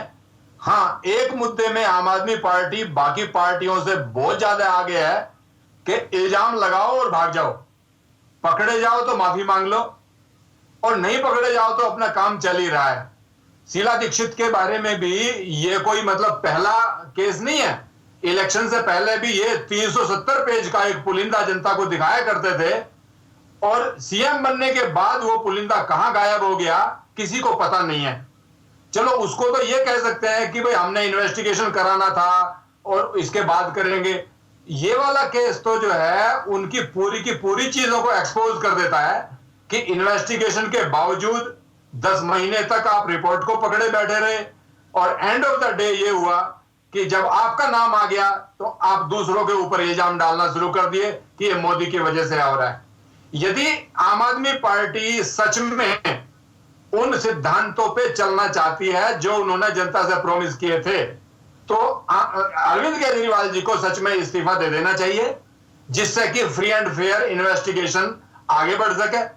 यदि वो इतना भी नहीं कर सकते हैं तो कम से कम जो जल बोर्ड वाला डिपार्टमेंट है उस चीज को तो वो कहीं ना किसी इंडिपेंडेंट बॉडी के अंडर ट्रांसफर कर दें, जिससे कि उनके सारे रिपोर्टिंग ऑफिसर्स वो आम आदमी पार्टी की गवर्नमेंट को रिपोर्ट ना करें, जिससे कि free and fair investigation carry out करा जा सके। ਪਰ ਇੱਕ ਹੋਰ ਪਹਿਲੂ ਆ ਜਿੱਤੇ ਸਾਨੂੰ ਜ਼ਰੂਰ ਵਿਚਾਰ ਕਰਨਾ ਚਾਹੀਦਾ ਹੈ। ਜੇ ਅਸੀਂ ਦੇਖੀਏ Aam Aadmi Party corruption and honest politics ਦੀ ਗੱਲ ਕਰਦੀ ਸੀ ਤੇ ਪੰਜਾਬ ਦੀ ਇਲੈਕਸ਼ਨ ਜੇ ਮੈਂ ਕੰਪੇਅਰ ਕਰਾਂ ਤੇ ਜੇ ਸ਼੍ਰੋਮਣੀ ਅਕਾਲੀ ਦਲ ਬੀਜੇਪੀ ਜਾਂ ਕਾਂਗਰਸ ਇਹ ਕਿਸੇ ਵੀ ਹਾਲਤ ਸਾਬਿਤ ਕਰ ਦਿੰਦੀ ਆ ਕਿ ਆਮ ਆਦਮੀ ਪਾਰਟੀ ਕਰਪਸ਼ਨ ਜਾਂ ਓਨੈਸਟ ਦੀਆਂ ਜੋ ਗੱਲਾਂ ਕਰਦੀ ਸੀ ਉੱਤੇ ਆਪ ਨਹੀਂ ਤੁਰ ਰਹੀ। ਮੇਰਾ ਮਤਲਬ ਹੈ ਜੇ ਕਰਪਸ਼ਨ ਦੇ ਇੱਕ ਦੋ ਕੇਸਿਸ ਵਿੱਚ ਅਰਵਿੰਦ ਕੇਜਰੀਵਾਲ ਸਾਹਿਬ ਤੇ FIR ਹੁੰਦੀਆਂ ਨੇ ਤੇ ਉਹਨਾਂ ਦਾ ਫਰਕ ਪੰਜਾਬ ਦੇ ਵੋਟ ਬੈਂਕ ਤੇ ਪਊਗਾ। ਕਿ ਇਹ ਪੋਸੀਬਲ ਨਹੀਂ ਹੋ ਸਕਦਾ ਸਾਰੀ ਗੇਮ ਬੀਜੇਪੀ ਜਾਂ ਉਹਨਾਂ ਦੀ ਭਾਈਵਾਲ ਸਰਕਾਰ, ਚਲੋ ਸ਼੍ਰੋਮਣੀ ਅਕਾਲੀ ਦਲ ਤੇ ਨਹੀਂ ਕਰ ਸਕਦੀ ਦਿੱਲੀ ਵਿੱਚ, ਪਰ ਉਹਨਾਂ ਦੀ ਹੈਲਪ ਵਾਸਤੇ ਬੀਜੇਪੀ ਇਹ ਕਰਵਾ ਰਹੀ ਹੋਈ ਤਾਂ ਕਿ ਪੰਜਾਬ ਦੀ ਇਲੈਕਸ਼ਨ ਵਿੱਚ ਇਹਦਾ ਸਾਰਾ ਫਾਇਦਾ श्रोमणी अकाली दल नू मिले। मुझे लगता है कि ये काम इस तरह से नहीं हुआ है, क्योंकि इस पूरे मुद्दे के पीछे तो आम आदमी पार्टी ही एक्टिव थी। कपिल मिश्रा ही ओरिजिनल कॉम्प्लेनेंट थे, उन्होंने उस मुद्दे को आगे बढ़ाया। और यदि इस तरह की बात बीजेपी की तरफ से होती ओरिजिनली तो वो पहले से ही एग्रेसिव रहते। मुझे तो लगता है कि आम आदमी पार्टी ने ही मुद्दा बनाया और अब वो उसमें उल्टे फंस गए हैं। जब थोड़ी सी और ज्यादा सच्चाई, हाफ ट्रुथ की बजाय कंप्लीट ट्रुथ जब सामने आने लगा है तो वो अपने बनाए हुए जाल में खुद ही फंस गए हैं और इसमें बीजेपी का उतना लेना देना नहीं है। मुझे लग रहा है बीजेपी के तो हाथ में ये आम आदमी पार्टी का ही बना बनाया मुद्दा आ गया है और अब डेफिनेटली उनके कॉम्पिटिटिव होने की वजह से उनको जो है पूरा फायदा उठाना ही है पंजाब के इलेक्शन में, और उठाना भी चाहिए। ਬਿਲਕੁਲ ਹਰਪ੍ਰੀਤ ਜੀ, ਮੈਂ ਤੁਹਾਡੇ ਜਿਹੜਾ ਕੁਐਸਚਨ ਹੈ ਮੈਂ ਵੀ ਉਹਦੇ ਨਾਲ ਬਿਲਕੁਲ ਐਗਰੀਡ ਆ ਤੁਹਾਡੇ ਪੁਆਇੰਟ ਦੇ ਨਾਲ ਕਿ ਪੰਜਾਬ ਦੀਆਂ ਇਲੈਕਸ਼ਨਸ ਨੂੰ 7-8 ਮਹੀਨੇ ਰਹਿ ਗਏ ਆ ਤੇ 7-8 ਮਹੀਨੇ ਵਿੱਚ ਹਰ ਪੋਲੀਟੀਕਲ ਪਾਰਟੀ ਹਰ ਉਹ ਦਾਅ ਖੇਲੇਗੀ, ਹਰ ਉਹ ਮੁੱਦਾ ਚੱਕੇਗੀ ਜਿਹੜਾ ਜਿਹਦੇ ਵੀ ਹੱਥ ਵਿੱਚ ਆਏਗਾ। ਤੇ ਚਾਹੇ ਉਹ ਬੀਜੇਪੀ ਹੋਵੇ, ਚਾਹੇ ਸ਼੍ਰੋਮਣੀ ਅਕਾਲੀ ਦਲ ਹੋਵੇ, ਚਾਹੇ ਆਮ ਆਦਮੀ ਪਾਰਟੀ ਵੀ ਪਿੱਛੇ ਨਹੀਂ ਹਟਦੀ ਪਈ। ਆਮ ਆਦਮੀ ਪਾਰਟੀ ਨੇ ਵੀ ਉੜਤਾ ਪੰਜਾਬ ਨੂੰ ਲੈ ਕੇ ਜਿੰਨੀ ਕੰਟਰੋਵਰਸੀ ਕ੍ਰੀਏਟ ਕਰਨ ਦੀ ਕੋਸ਼ਿਸ਼ ਕੀਤੀ ਹੈ ਉਨੀ ਸ਼ਾਇਦ ਹੀ ਕਿਸੇ ਹੋਰ ਨੇ ਕੀਤੀ ਹੋਏਗੀ। ਤੇ ਜੇ ਕੋਈ ਵੀ ਪੋਲੀਟੀਕਲ ਪਾਰਟੀ ਪਿੱਛੇ ਨਹੀਂ ਹਟਦੀ ਤੇ ਫਿਰ ਮੈਂ ਸਮਝਦਾ ਸਾਰਿਆਂ ਨੂੰ ਮੌਲਿਕ ਅਧਿਕਾਰ ਹੈਗਾ ਵਾ ਇੱਕ ਦੂਜੇ ਦੇ ਮੁੱਦੇ ਚੱਕਣ ਨਾਲ। ਤੇ ਸਾਨੂੰ ਬੀਜੇਪੀ ਨੂੰ ਵੀ ਕੋਸਣਾ ਨਹੀਂ ਚਾਹੀਦਾ। ਜੇ ਉਹ ਆਪਣਾ ਪੰਜਾਬ ਦੇ ਵਿੱਚ ਕੈਰੀਅਰ ਬਚਾਉਣਾ ਚਾਹੁੰਦੀ ਹੈ, ਆਪਣੀ ਪੰਜਾਬ ਦੇ ਵਿੱਚ ਸਰਕਾਰ ਦੁਆਰਾ ਲਿਆਉਣਾ ਚਾਹੁੰਦੀ ਹੈ ਏਦਾਂ ਦੇ ਮੁੱਦੇ ਚੱਕ ਕੇ, ਤੇ ਮੈਂ ਸਮਝਦਾ ਉਹਦੇ ਵਿੱਚ ਕੋਈ ਵੀ ਹੱਦ ਕਿਸੇ ਵੀ ਪਾਰਟੀ ਲਈ ਨਹੀਂ ਹੋਣਾ ਚਾਹੀਦਾ। ਦੇਖੋ ਹਰਪ੍ਰੀਤ ਜੀ, ਇਹਦੇ ਵਿੱਚ ਏਦਾਂ ਨਹੀਂ ਕਿ ਇੰਨਾ ਸੌਖਾ ਇਸ ਗੱਲ ਨੂੰ ਪੰਜਾਬ 'ਚ ਬਣਾਇਆ ਜਾ ਸਕਦਾ ਕਿ ਕੇਜਰੀਵਾਲ ਦੇ ਉੱਤੇ ਇੱਕ ਕੋਈ FIR ਹੋ ਗਿਆ, ਕਿਉਂਕਿ ਇਹ ਬਹੁਤ ਜ਼ੋਰ ਸ਼ੋਰ ਦੇ ਨਾਲ ਇਹਨੂੰ ਦੂਸਰੇ ਤਰੀਕੇ ਨਾਲ ਵਰਤਣ ਦੀ ਕੋਸ਼ਿਸ਼ ਕਰਨਗੇ, ਵਿਕਟਿਮ ਕਾਰਡ ਖੇਡਣਗੇ ਔਰ ਬਹੁਤ ਜ਼ੋਰ ਲਾ ਕੇ ਖੇਡਣਗੇ। ਬਸ਼ਰਤੇ ਇਹ ਮੁੱਦਾ ਇਹਨਾਂ ਨੂੰ ਬਹੁਤ ਇਫੈਕਟ ਕਰੇਗਾ ਆਮ ਆਦਮੀ ਪਾਰਟੀ ਨੂੰ ਜੇ ਕੋਈ ਸੋਲਿਡ ਪ੍ਰੂਫ ਡਾਕੂਮੈਂਟਰੀ ਸਾਹਮਣੇ ਆ ਜਾਂਦਾ ਹੈ ਕਿ ਇਹਨਾਂ ਨੇ ਉਸ ਮੁੱਦੇ ਨੂੰ ਇਸ ਆਪਣੇ ਪਾਰਟੀ ਦੇ ਜਾਂ ਪਾਰਟੀ ਦੇ ਕਿਸੇ ਮੈਂਬਰ ਦੇ ਜਾਤੀ ਫਾਇਦੇ ਵਾਸਤੇ ਰੋਕ ਕੇ ਰੱਖਿਆ 11 ਮਹੀਨੇ। ਜਿਹਦਾ ਕੋਈ ਚੀਜ਼ ਸਾਹਮਣੇ ਆਉਂਦੀ ਆ, ਅਦਰਵਾਈਜ਼ ਕਾਊਂਟਰ ਪ੍ਰੋਡਕਟਿਵ ਵੀ ਹੋ ਸਕਦਾ ਬੀਜੇਪੀ ਤੇ ਅਕਾਲੀ ਦਲ ਵਾਸਤੇ, ਕਿਉਂਕਿ ਬਹੁਤ ਜ਼ੋਰ ਸ਼ੋਰ ਨਾਲ ਵਿਕਟਿਮ ਕਾਰਡ ਖੇਡਣਗੇ। ਪ੍ਰੋਫੈਸਰ ਸਾਹਿਬ ਹਾਂਜੀ, ਮੈਂ ਫਿਰ ਦੁਬਾਰਾ ਇਹ ਗੱਲ ਕਹੂੰਗਾ ਜੀ ਵੀ ਕਿ ਦਿੱਲੀ ਦੇ ਵਿੱਚ ਜੋ ਕੁਝ ਹੋ ਰਿਹਾ ਉਹਦੇ ਵਿੱਚ ਲੋਕਾਂ ਦੀ ਇਨਵੋਲਵਮੈਂਟ ਕਿੰਨੀ ਆ। ਜੋ ਵੀ ਫੈਸਲੇ ਕੀਤੇ ਗਏ ਉਹ ਪਬਲਿਕ ਦੇ ਹਿੱਤਾਂ ਦੇ ਵਿੱਚ ਜਾਂਦੇ ਨੇ ਕਿ ਨਹੀਂ ਜਾਂਦੇ ਨੇ। ਸਕੈਮ ਹੋਇਆ ਕਿ ਉਹ ਪਾਣੀ ਲੋਕਾਂ ਨੂੰ ਦੇਣ ਵਾਸਤੇ, ਪਾਣੀ ਦੀ ਸਮੱਸਿਆ ਹੱਲ ਕਰਨ ਲਈ ਕੀਤਾ ਗਿਆ ਜਾਂ ਕਿਵੇਂ ਕੀਤਾ ਗਿਆ, ਉਹ ਲੋਕਾਂ ਨੂੰ ਜ਼ਿਆਦਾ ਪਤਾ ਹੈ ਇਸ ਗੱਲ ਦਾ। ਪੀਪਲ ਆਫ ਦਿੱਲੀ ਇਹਦੇ ਬਾਰੇ ਅਸੀਂ ਕਮੈਂਟ ਦਿੰਦੇ ਆ, ਉਹ ਜਿਹੜੇ ਕਮੈਂਟ ਨੇ ਉਹ ਕੂਟਨੀਤੀ ਜਿਹੜੀ ਖੇਡੀ ਜਾ ਰਹੀ ਆ ਉਹ ਇੱਕ ਦੂਸਰੇ ਨੂੰ ਕੱਟਣ ਲਈ ਆ ਸਾਰਾ ਕੁਝ। ਤੇ ਇਸ ਵਾਸਤੇ ਆਪਾਂ ਇੱਕ ਸਾਈਡ ਵੀ ਕੋਈ ਵੀ ਆਪਾਂ ਧਿਰ ਜਿਹੜੀ ਨਹੀਂ ਬਣ ਸਕਦੇ। ਸਾਨੂੰ ਇਹ ਦੇਖਣਾ ਪਊਗਾ ਕਿ ਇਹ ਸਾਰੀ ਗੱਲ ਦਾ ਜਿਹੜਾ ਨਤੀਜਾ ਹੈ, ਇਸ ਦਾ ਪ੍ਰਭਾਵ ਹੈ ਦਿੱਲੀ ਦੇ ਲੋਕਾਂ ਉੱਤੇ ਕਿਸ ਤਰ੍ਹਾਂ ਪੈ ਰਿਹਾ।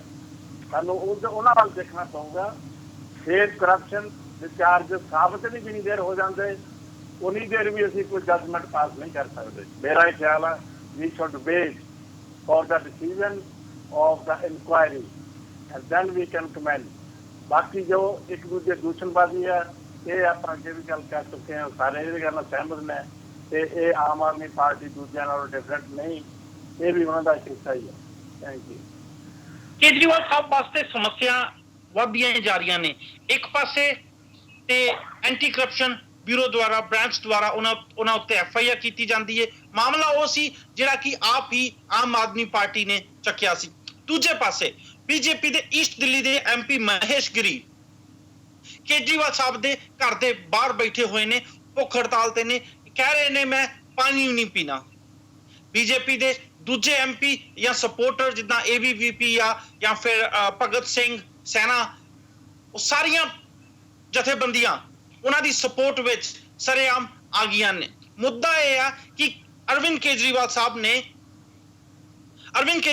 ने गिरी साहब ते एक मर्डर होया सी दिल्ली च MM खान दा, ਉਹਦੇ ਉੱਤੇ ਐਲੀਗੇਸ਼ਨ ਲਾਈ ਸੀ ਕਿ ਇਹਨਾਂ ਦਾ ਗਿਰੀ ਸਾਹਿਬ ਉਸ ਮਰਡਰ ਵਿੱਚ ਇਨਵੋਲਵ ਨੇ। ਹੁਣ ਗਿਰੀ ਸਾਹਿਬ ਬਾਹਰ ਆ ਕੇ ਬਹਿ ਗਏ ਨੇ ਤੇ ਕੇਜਰੀਵਾਲ ਸਾਹਿਬ ਨੂੰ ਕਹਿ ਰਹੇ ਨੇ ਬਾਹਰ ਆ ਕੇ ਗੱਲ ਕਰੋ, ਜਾਂ ਤੇ ਸਬੂਤ ਦਿਓ ਜਾਂ ਫਿਰ ਮਾਫੀ ਮੰਗੋ। ਪਰ ਕੇਜਰੀਵਾਲ ਸਾਹਿਬ ਵੀ ਟਸ ਤੋਂ ਮਸ ਹੋਣ ਵਾਲੇ, ਇੰਨੀ ਛੇਤੀ ਟਸ ਤੋਂ ਮਸ ਹੋਣ ਵਾਲੇ ਬੰਦੇ ਦੇ ਹੈ ਨਹੀਂ। ਕੇਜਰੀਵਾਲ ਸਾਹਿਬ ਦੂਜੇ ਪਾਸਿਓਂ ਦਿੱਲੀ ਪੁਲਿਸ ਨੂੰ ਇਸ ਮਾਮਲੇ ਉੱਤੇ ਇਨਵੈਸਟੀਗੇਸ਼ਨ ਕਰਨ ਨੂੰ ਕਹਿ ਰਹੇ ਨੇ। ਹੁਣ ਇਹਨੂੰ चाहे बीजेपी की प्लानिंग कहिए, चाहे केजरीवाल साहब ने अपने शब्दों द्वारा अपने वास्ते ही एक होर खड्डा खोद लिया, वो कहिए, पर किते ना किते केजरीवाल साहब वास्ते मुसीबतां वध ही रहियां ने। जे गिरी साहब के मुद्दे की गल करिए कि की ये भुख हड़ताल जो गिरी साहब ने रखी है ये लंबा चिर चलूगी या फिर कोई पॉलिटिकल फायदा उठाने वास्ते बीजेपी ने एक बड़ा वधिया गेम खेडी है जो अगले कुछ दिनों विच उठो उठ जाएंगे। मुझे लगता है कि जो गिरी साहब ने भूख हड़ताल वगैरह करने का जो पूरा का पूरा प्रोग्राम ऑर्गेनाइज किया है ये तो पक्का पॉलिटिकली मोटिवेटेड है। बाकी अरविंद केजरीवाल जी का ये पुराना इतिहास रहा है कि इल्जाम लगाओ और भाग जाओ। जैसे नितिन गडकरी के केस में भी ऐसे ही हुआ था कि उन्होंने इल्जाम लगाए, नितिन गडकरी ने जब मानहानि का मुकदमा दायर किया वो कोई सबूत नहीं दे पाया और आखिर में लिखित में उन्होंने माफी मांगी। अभी अरविंद केजरीवाल ने फिर से महेश गिरी पे यदि उन्होंने जो है इस तरह के इल्जाम लगाए बिना सबूत के, तो गिरी साहब को क्या करना चाहिए कि मानहानि का मुकदमा एक लॉफुल तरीके से करना चाहिए, but being a political leader उन्हें थोड़ा बहुत पॉलिटिकल ड्रामा भी करना है, इसलिए वो अपना भूख हड़ताल पे बैठ गए हैं, जिससे कि थोड़ा पब्लिक में इस बात को अवेयरनेस हो जाए कि ये इंसान किस तरह से जो है इल्जाम लगाओ और भाग जाओ वाली पॉलिसी के ऊपर सभी का चरित्र हनन करने पे लगा हुआ है। मैं चूंकि भारत में एक गांव से आता हूं तो मुझे गांव की एक 2 लाइन की एक मैं कहानी आपको बताता हूं कि किसी मुखिया जी के यहाँ एक मीटिंग हो रही थी बहुत बड़ी, वहां पे कम से कम 1000 आदमी थे, तो किसी आदमी ने आके कहा मुखिया जी आपकी लड़की भाग गई है। मुखिया जी तुरंत मीटिंग छोड़ के अपने घर गए और वहां देखा तो लड़की तो घर में बैठी है। वापस आए जब मीटिंग के अंदर तो 1000 में से 700 लोग वहां से जा चुके थे और उन 300 लोगों को मुखिया जी ने बताया नहीं मेरी बिटिया तो घर में ही बैठी है सही सलामत।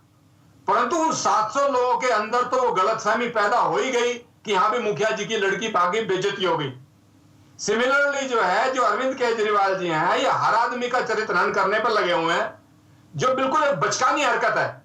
लोगों ने तो ये सोचा था कि ये IIT के पढ़े हुए हैं, मतलब एक इतने टेक्नोक्रेट हैं और ये टेक्नोलॉजी का यूज करके जो कमजोर वर्ग के लोग हैं उनका स्टैंडर्ड ऑफ लिविंग इंप्रूव करेंगे राजनीतिक शक्ति को हथियार की तरह उपयोग करके।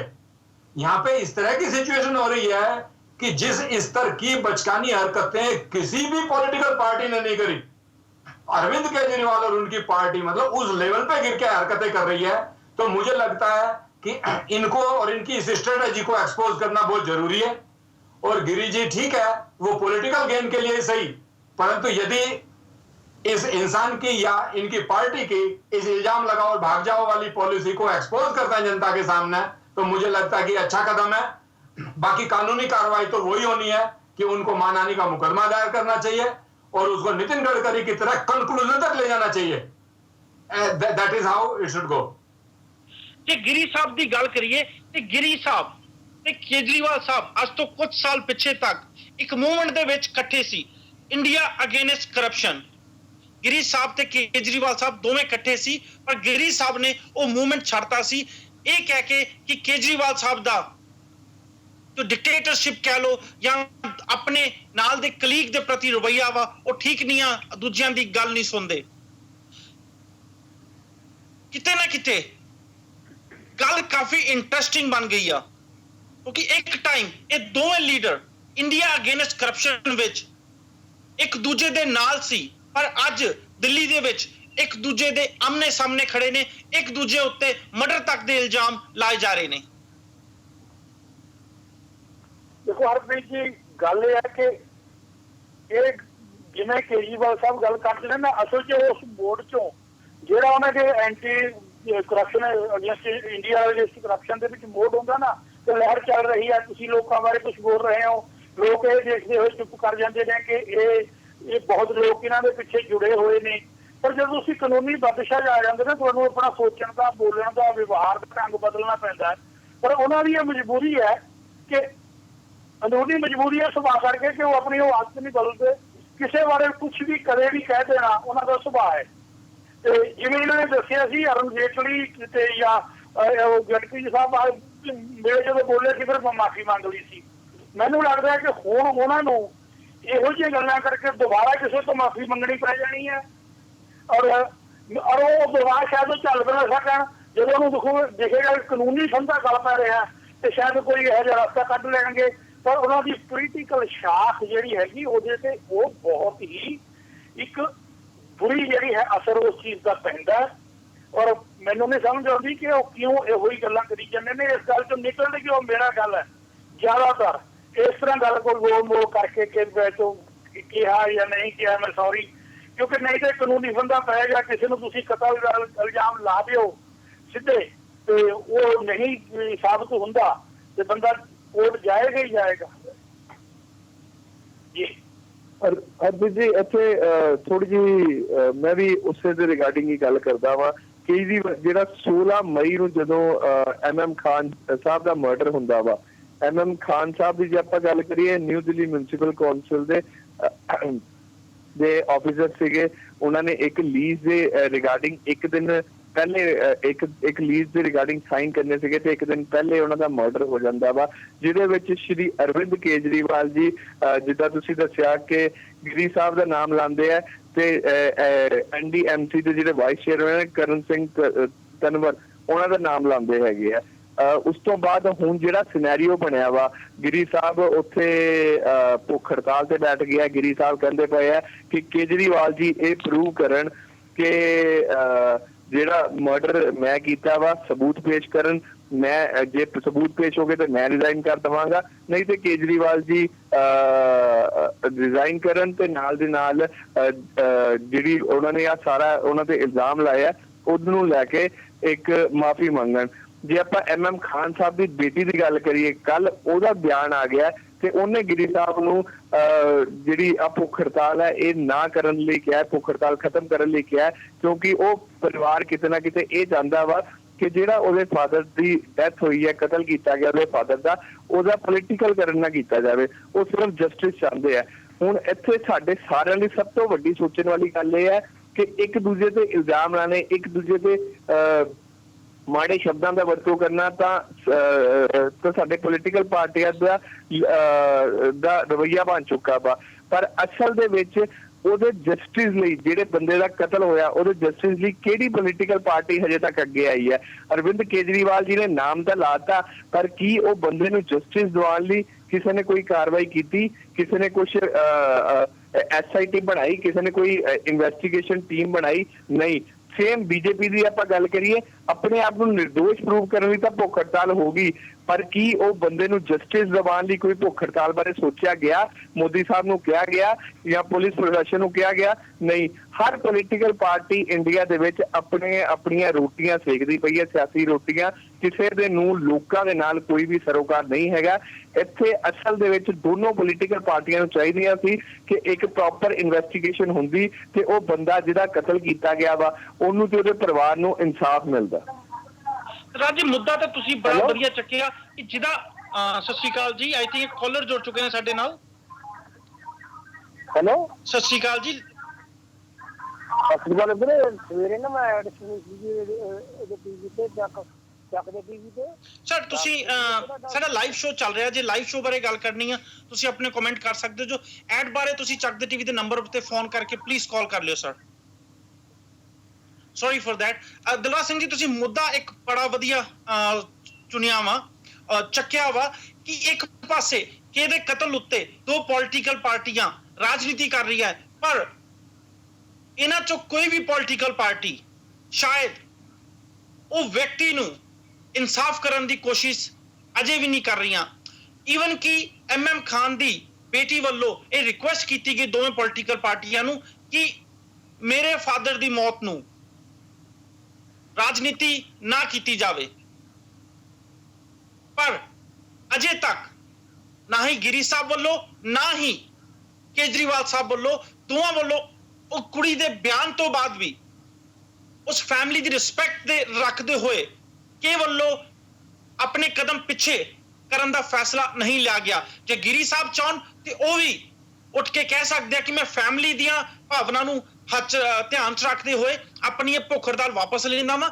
ਕੇਜਰੀਵਾਲ ਸਾਹਿਬ ਵੀ ਕਹਿ ਸਕਦੇ ਆ ਕਿ ਉਸ ਬੱਚੀ ਦੀਆਂ ਭਾਵਨਾ ਨੂੰ ਧਿਆਨ 'ਚ ਰੱਖਦੇ ਹੋਏ ਮੈਂ ਮਾਫੀ ਮੰਗਦਾ, ਤਾਂ ਕਿ ਇਹ ਪੋਲੀਟੀਕਲ ਡਰਾਮਾ ਖਤਮ ਹੋਵੇ ਤੇ ਉਹਦੇ ਇਨਸਾਫ ਉੱਤੇ ਕੰਮ ਕੀਤਾ ਜਾ ਸਕੇ। ਜੋਲ ਸਾਹਿਬ। ਬਿਲਕੁਲ ਜੀ, ਇਹਦੇ ਨਾਲ ਹਰਪ੍ਰੀਤ ਜੀ ਮੈਂ 100% ਤੁਹਾਡੇ ਨਾਲ ਸਹਿਮਤ ਹਾਂ ਕਿ ਲੀਡਰ ਨੂੰ ਆਪਣੇ ਪੋਲੀਟੀਕਲ ਓਨੈਸਟੀ, ਨਿਊਟਰੈਲਿਟੀ ਉਹ ਰੱਖਣੀ ਪੈਣੀ ਆ। ਜਿਵੇਂ ਕਿ ਆਪਣੇ ਇਹਨਾਂ ਦੇਸ਼ਾਂ ਦੇ ਵਿੱਚ ਅਸੀਂ ਦੇਖਦੇ ਹਾਂ, ਕੈਨੇਡਾ, ਅਮਰੀਕਾ ਦੇ ਵਿੱਚ ਕੋਈ ਵੀ ਚਾਰਜ ਲੱਗ ਜਾਂਦਾ ਜੇ ਤਾਂ ਉਸੇ ਵੇਲੇ ਉਸ ਦੀ ਗਲਤੀ ਮੰਨੀ ਜਾਂਦੀ ਹੈ, ਉਸੇ ਵੇਲੇ। ਔਰ ਜੇ ਪ੍ਰੂਵ ਹੋ ਜਾਂਦਾ ਚਾਰਜ ਤਾਂ ਕੋਈ ਭਾਵੇਂ ਪ੍ਰਾਈਮ ਮਿਨਿਸਟਰ ਵੀ ਆ ਉਸੇ ਵੇਲੇ ਅਸਤੀਫਾ ਵੀ ਦੇ ਦਿੰਦਾ।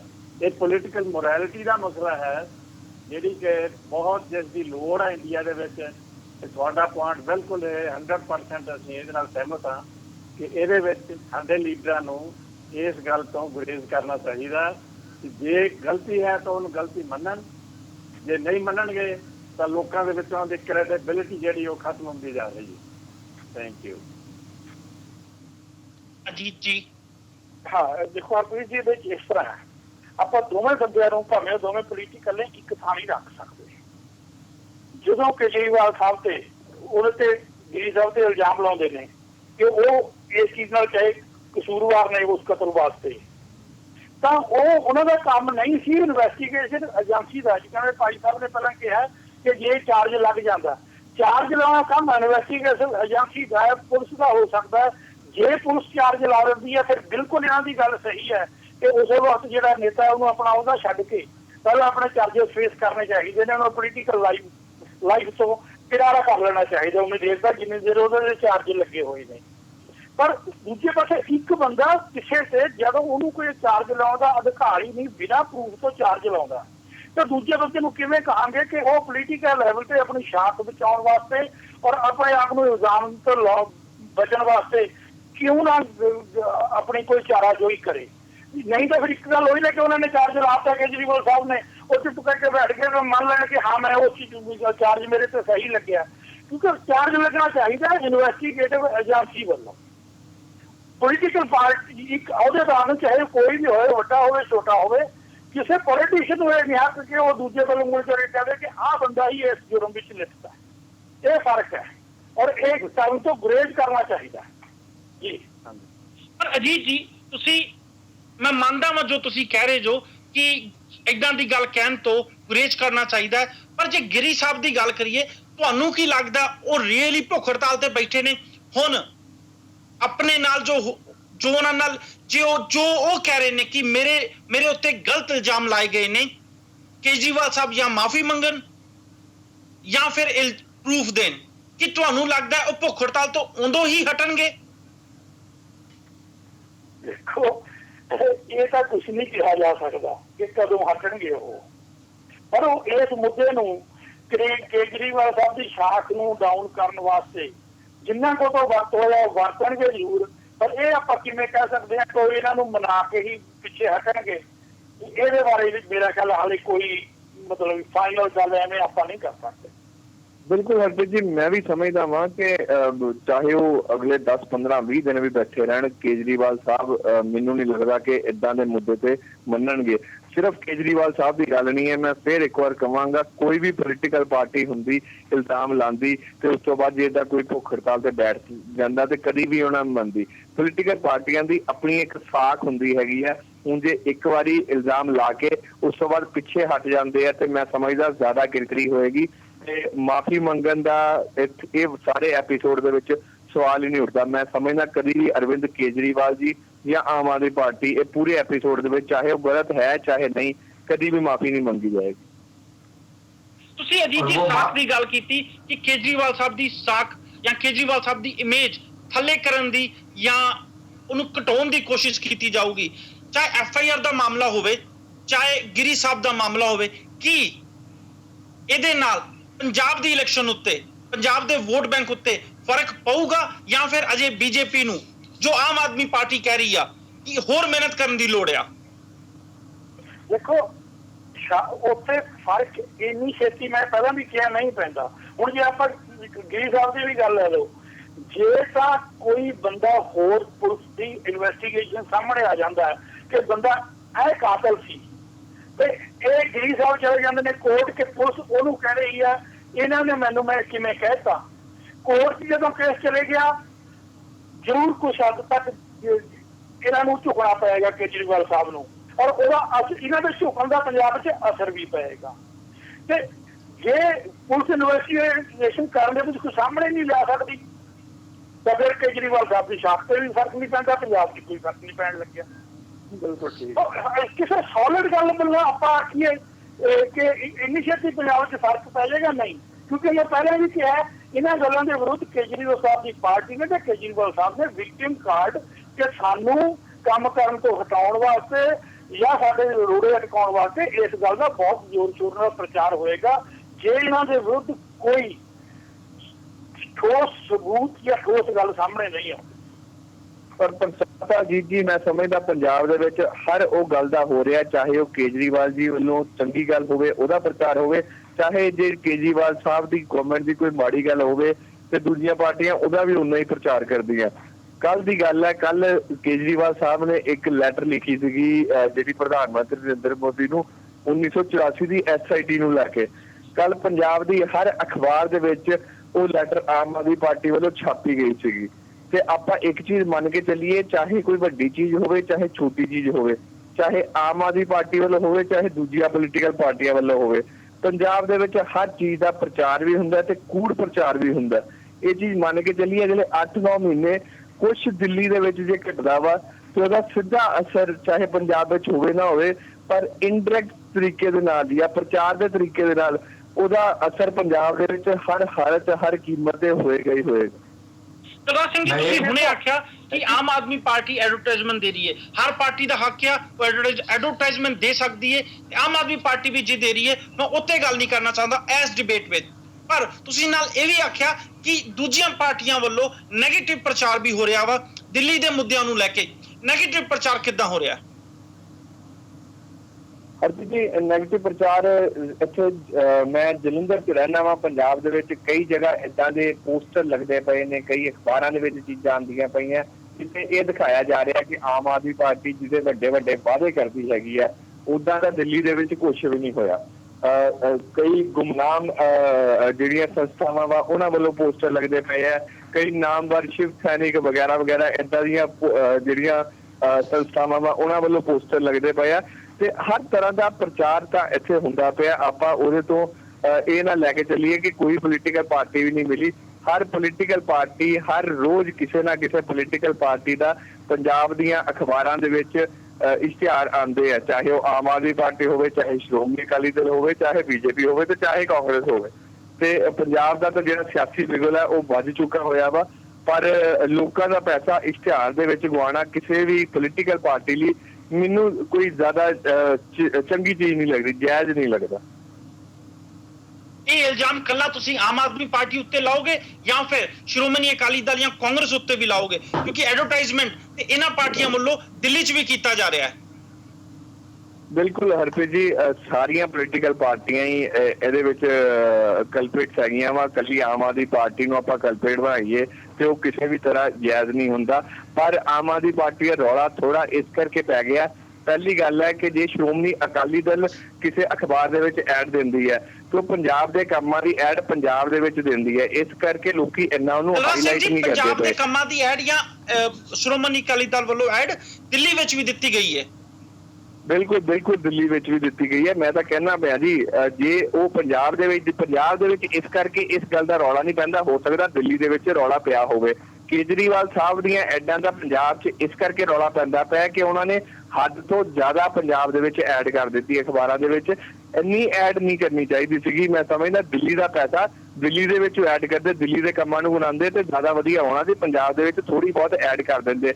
ਜੇ ਤੁਸੀਂ ਦਿੱਲੀ ਛੱਡ ਕੇ ਸਿੱਧਾ ਪੰਜਾਬ ਦੇ ਵਿੱਚ ਹੀ ਸਾਰੀ ਐਡ ਕਰਦੇ ਪਏ ਹੋ ਤੇ ਕਹਿੰਦੇ ਪਏ ਹੋ ਕਿ ਦਿੱਲੀ 'ਚ ਅਸੀਂ ਬਹੁਤ ਵਧੀਆ ਕੰਮ ਕਰਦੇ, ਇਹ ਇਸ ਕਰਕੇ ਇੰਨੀ ਕੰਟਰੋਵਰਸੀ ਖੜੇ ਹੋ ਗਈ ਹੈ। ਬਾਕੀ ਮੈਂ ਫੇਰ ਇੱਕ ਵਾਰ ਕਹਾਂਗਾ, ਸਿਰਫ ਇੱਥੇ ਕੇਜਰੀਵਾਲ ਸਾਹਿਬ ਦੀ ਗੱਲ ਨਹੀਂ, ਅਕਾਲੀ ਦਲ ਦੀ ਗੱਲ ਨਹੀਂ, ਕਾਂਗਰਸ ਦੀ ਗੱਲ ਨਹੀਂ, ਇੱਥੇ ਗੱਲ ਹੈਗੀ ਹੈ ਪੋਲੀਟੀਕਲ ਪਾਰਟੀਆਂ ਦੀ ਸੋਚ ਦੀ। ਲੋਕਾਂ ਦਾ ਪੈਸਾ ਲੋਕੀ ਟੈਕਸ ਪੇ ਕਰਦੇ ਪਏ ਆ, ਡਿਵੈਲਪਮੈਂਟ ਕਰਾਉਣ ਦੀ ਬਜਾਏ ਤੁਸੀਂ ਆਪਣੀ ਐਡ ਕਰਦੇ ਪਏ ਹੋ। ਉਹ ਪੈਸੇ ਨੂੰ ਲੋਕਾਂ ਐਡ ਦੇ ਵਿੱਚ ਯੂਜ਼ ਕਰਦੇ ਪਏ ਹੋ। ਉਹ ਸਭ ਤੋਂ ਵੱਡੀ ਦਿੱਕਤ ਹੈ ਹਰ ਪੋਲੀਟੀਕਲ ਪਾਰਟੀ ਲਈ, ਮੈਂ ਕਹਾਂ। ਉਹ ਨੁਕਤਾ ਵਿਚਾਰਨ ਵਾਲਾ, ਜੇ ਅਕਾਲੀ ਦਲ ਐਡ ਦਿੰਦਾ ਦਿੱਲੀ ਜਾ ਕੇ, ਜੇ ਤਾਂ ਉਹ ਪੰਜਾਬ ਗੌਰਮੈਂਟ ਦੇ ਖਾਤੇ ਵਿੱਚ ਦਿੰਦਾ ਤਾਂ ਉਹ ਉੱਥੇ ਹੀ ਕਸੂਰਵਾਰ ਨੇ ਜਿੱਡੇ ਦਿੱਲੀ ਦੇ ਆਮ ਆਦਮੀ ਪਾਰਟੀ ਦੀ ਸਰਕਾਰ ਦਿੱਲੀ ਬੈਠੀ ਪੰਜਾਬ ਬਾਰੇ ਆ। ਪਰ ਜੇ ਉਹ ਉੱਥੇ ਪੈਸਾ ਅਕਾਲੀ ਦਲ ਪਾਰਟੀ ਦੇ ਖਜ਼ਾਨੇ ਵਿੱਚੋਂ ਦਿੰਦਾ ਤਾਂ ਉਹਦੇ 'ਚ ਕੋਈ ਬੁਰਾਈ ਨਹੀਂ। ਇਸੇ ਤਰ੍ਹਾਂ ਹੀ ਜੇ ਆਮ ਪਾਰਟੀ ਦੇ ਪਾਰਟੀ ਫੰਡ ਵਿੱਚੋਂ ਪੈਸਾ ਖਰਚ ਕੇ ਉਹ ਪੰਜਾਬ ਦੇ ਵਿੱਚ ਐਡ ਦਿੰਦੀ ਹੈ, ਉਹ 'ਚ ਕੋਈ ਬੁਰਾਈ ਨਹੀਂ ਹੈਗੀ। ਉਹ ਆਪਣੇ ਕੰਮਾਂ ਨੂੰ ਦੂਜੇ ਸਟੇਟ 'ਚ ਦੱਸ ਰਹੀ ਹੈ।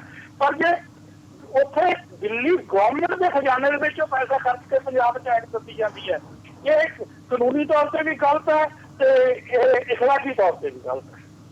ਸਮਾਂ ਹੋਰ ਇਜਾਜ਼ਤ ਨਹੀਂ ਦਿੰਦਾ ਕਿ ਅਸੀਂ ਇਸ ਮੁੱਦੇ ਤੇ ਹੋਰ ਗੱਲਬਾਤ ਕਰੀਏ। ਆਉਣ ਵਾਲਾ ਸਮਾਂ ਹੀ ਦੱਸੂਗਾ ਕਿ ਵਾਟਰ ਟੈਂਕ ਦੇ ਸਕੈਮ ਵਿੱਚ ਨੁਕਸਾਨ ਬੀਜੇਪੀ ਦਾ ਹੁੰਦਾ ਹੈ, ਆਮ ਆਦਮੀ ਪਾਰਟੀ ਦਾ ਹੁੰਦਾ ਹੈ ਜਾਂ ਕਾਂਗਰਸ ਦਾ ਹੁੰਦਾ ਹੈ। ਸਾਰੀ ਗੱਲਬਾਤ ਵਿੱਚ ਅਸੀਂ ਮੈਡਮ ਸ਼ੀਲਾ ਦੀਕਸ਼ਿਤ ਬਾਰੇ ਗੱਲਬਾਤ ਕਰਨਾ ਤੇ ਭੁੱਲ ਹੀ ਗਏ, ਜਿਨ੍ਹਾਂ ਨੇ ਇਸ ਇਲਜ਼ਾਮ ਲੱਗਣ ਤੋਂ ਬਾਅਦ ਇਹ ਕਹਿ ਕੇ ਟਾਲ ਦਿੱਤਾ ਗਿਆ ਕਿ ਪੋਲੀਟੀਕਲ ਪਾਰਟੀਆਂ ਨੇ ਪੋਲੀਟੀਕਲੀ ਮੋਟੀਵੇਟਡ ਫੈਸਲੇ ਨੇ। ਸਮਾਂ ਦੱਸੂਗਾ ਪੋਲੀਟੀਕਲੀ ਮੋਟੀਵੇਟਡ ਫੈਸਲੇ ਨੇ ਜਾਂ ਫਿਰ ਆਮ ਆਦਮੀ ਪਾਰਟੀ ਦੀ ਰਿਪੋਰਟ ਦੇ ਵਿੱਚ ਕੁਝ ਸੱਚ ਹੈਗਾ ਸੀ ਤੇ ਦੂਜੇ ਪਾਸੇ ਬੀਜੇਪੀ ਦੇ ਐਮਐਲਏ ਵਿਜਿੰਦਰ ਗੁਪਤਾ ਦੀ ਰਿਪੋਰਟ ਵਿੱਚ ਵੀ ਕੁਝ ਸੱਚ ਹੈਗਾ ਸੀ।